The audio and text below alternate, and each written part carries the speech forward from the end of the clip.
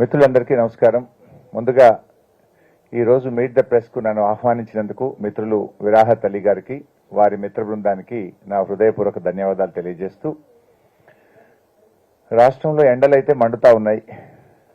నిజానికి రాజకీయ నాయకులకు కానీ జర్నలిస్టులకు కానీ సభలకు సమావేశాలకు వచ్చే ప్రజలు కూడా ఎండలతో మాడిపోతున్న పరిస్థితే ఉంది. సరే, ఈరోజు ఇంత ఎండల్లో కూడా ఇలా ప్రచారం పీక్ స్టేజ్కు చేరుకుంది. ముఖ్యంగా ఈ రోజు ఈ పార్లమెంట్ ఎన్నికల్లో అయితే బహిరంగ సభల కంటే కూడా ప్రచార సాధనాల ద్వారానే ప్రజల మీద ఇన్ఫ్లుయెన్స్ ఎక్కువగా ఉందేమో అనిపిస్తుంది. Like electronic media, print media, అన్నింటికంటే ఎక్కువ సోషల్ మీడియా. సో ఇలాంటి మీట్ ద ప్రెస్ కార్యక్రమాలు తప్పకుండా మా పార్టీ యొక్క అభిప్రాయాలను, ఎందుకు బీఆర్ఎస్ పార్టీ గెలవాలో ప్రజలకు చెప్పుకోవడానికి నిజానికి ఇది చాలా బాగా దోహదం చేస్తుంది. ఇలాంటి అవకాశం కల్పించినందుకు మీ అందరికీ ధన్యవాదాలు. సో ఈరోజు ఈ పార్లమెంట్ ఎన్నికల్లో మీరు గమనిస్తే మార్పు మొదలైంది. అసెంబ్లీ ఎన్నికల ముందు కాంగ్రెస్ పార్టీ ఏదైతే మార్పు మొదలైందని చెప్పిందో, ఇవాళ నిజంగానే మార్పు మొదలైంది.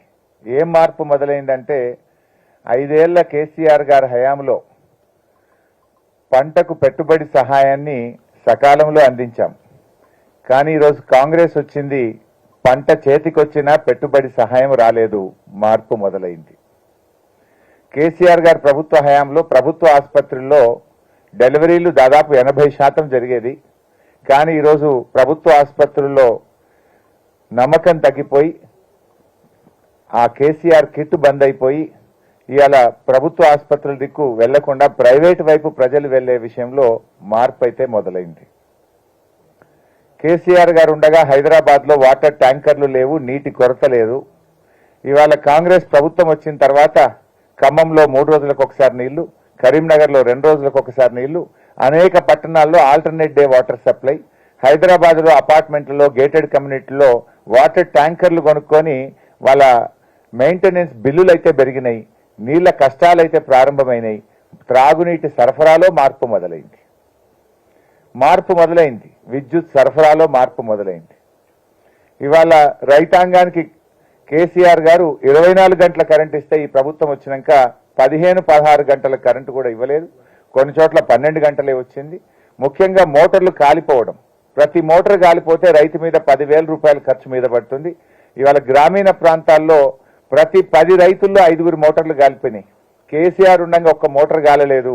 కాంగ్రెస్ వచ్చింది, కరెంటు మోటార్లు కాలుతున్నాయి. కాంగ్రెస్ వచ్చింది, కరెంటు కష్టాలు ప్రారంభమైనాయి. కాంగ్రెస్ వచ్చింది, గృహ అవసరాలకు కూడా కరెంటు కోతలు స్టార్ట్ అయిపోయి మార్పు మాత్రం మొదలైంది. అంటే త్రాగునీటి సరఫరాలో మార్పు, విద్యుత్ సరఫరాలో మార్పు, ప్రభుత్వ ఆసుపత్రుల పనితీరు, కేసీఆర్ కిట్టులో మార్పు, రైతు బంధుకు సకాలంలో డబ్బులు ఇవ్వడంలో మార్పు, పంటలు ఎండిపోవడంలో మార్పు, పోలీసులు విపరీతంగా అక్రమ కేసులు పెట్టి ప్రజల్ని వేధించడంలో, ప్రతిపక్షాలను వేధించడంలో, నిర్బంధించడంలో, జైళ్లను నింపడంలో మాత్రం మార్పు మొదలైంది. ప్రజాపాలన అన్నారు. ఈ ప్రజాపాలనలో ఇవాళ నిర్బంధాలు ఎక్కువైపోయినాయి. జైళ్లు నింపడంలో మాత్రం మార్పు మొదలైపోయింది. ఇది ఈరోజు కాంగ్రెస్ ప్రభుత్వం అందించింది. కొత్త పథకాలు రాలేదు, కానీ ఉన్న పథకాల్లో కోతలు వచ్చినాయి. ఇవాళ మీ మార్పు కొత్తగా ఆశలు చూపించారు ప్రజలకు, మేము అద్భుతాలు చేస్తామని. కొత్తగా ఇచ్చింది ఏమీ లేదు. మీ 5 నెలల పాలనలో ఉన్నవి ఊడవిక్తా ఉన్నారు. ప్రజల కష్టాలు ప్రారంభమైనటువంటి పరిస్థితి ఉంది. ఇవాళ మీరు 6 గ్యారంటీలు అన్నారు. మీ 6 గ్యారంటీల్లో అసలు నిజంగా అమలైనాయా? 6 గ్యారంటీలు 5 అయిపోయినాయని ఒక సత్యదూరమైన విషయం మాట్లాడుతూ ఉన్నారు. ఇది కాంగ్రెస్ పార్టీ మేనిఫెస్టో. ఈ మేనిఫెస్టోలో వాళ్ళు ఇచ్చిన 6 గ్యారంటీలు మీరు చూస్తే, ఈ 6 గ్యారంటీల్లో 5 అయిపోయినాయి అంటున్నారు. నేను మీ ద్వారా రాష్ట్ర ప్రజలకు చెప్పదలుచుకున్నా, కాంగ్రెస్ పార్టీని అడగదలుచుకున్నా, 6లో 5 అయినాయా? 6లో మొదటి గ్యారంటీ మహాలక్ష్మి. ఈ రాష్ట్రంలోని ప్రతి మహిళకు 2,500 రూపాయలు ఇస్తామన్నారు. అమలైందా? కాలేదు. అంటే మొదటి గ్యారంటీ ఫెయిల్. రెండవ గ్యారంటీ రైతులకు రైతు బంధుకు 15,000 రూపాయలు, వడ్లకు మక్కలకు 500 బోనస్, వ్యవసాయ కూలీలకు 12,000. అయిందా? రెండవ గ్యారంటీ కాలేదు, ఫెయిల్. మూడవ గ్యారంటీ ఇందిరమ్మ ఇండ్లు. పేదలందరికీ 100 రోజుల్లో ఇల్లు మంజూరు చేస్తామని 5 లక్షల రూపాయలతో ఇస్తాము, 250 గజాల స్థలం ఇస్తామన్నారు. ఒక్కరికన్నా ఇచ్చింది రాష్ట్రంలో? జరగలేదు. మూడోది ఫెయిల్. నాలుగోది యువ వికాసం. విద్యార్థులందరికీ 5 లక్షల విద్యా భరోసా కార్డు అన్నారు, నిరుద్యోగ భృతి అన్నారు. నాలుగోది కూడా అమలు కాలేదు, ఫెయిల్. ఐదవది చేయూత. రాష్ట్రంలో వృద్ధులకు, వితంతువులకు, ఆసరా పెన్షన్దారులకు 4,000 పెన్షన్ ఇస్తామన్నారు. ఐదవది ఇవ్వలేదు, ఫెయిల్. మీరు 6లో 5 అయినాయి అన్నారు, 6లో 5 కాలేదు, 6లో 5 కాలేదు. ఒకటైంది ఏంది, గృహజ్యోతి, కానీ అది పార్షియల్ గానే అయింది.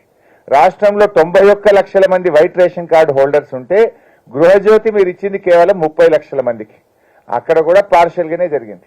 మరి 6లో 5 అయినాయి అంటున్నారు, 6లో 5 కాలేదు, ఇది నిజం.